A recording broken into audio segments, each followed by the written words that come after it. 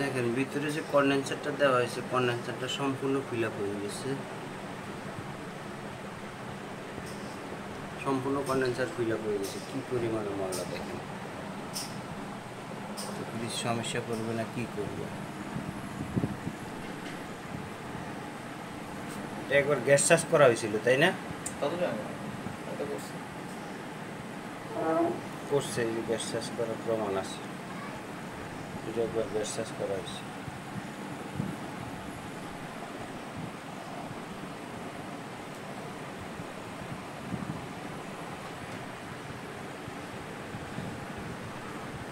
যে স্টেনার চেঞ্জ করা,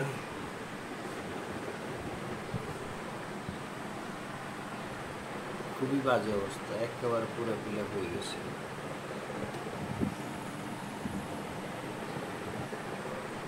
এটা সম্পূর্ণ ওয়াশ করে দিব, ভিতরে বাইরে, ভিতরেও ওয়াশ করে দিব।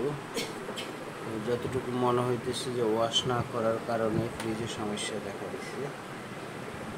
আর এই যে এখানে বুস্টার লাইনটা কাটা, এই যে বুস্টার লাইন বাদ দিয়ে দিচ্ছি, বুস্টার লাইন কেটে ফেলছে, সম্ভবত লিক হয়েছিল।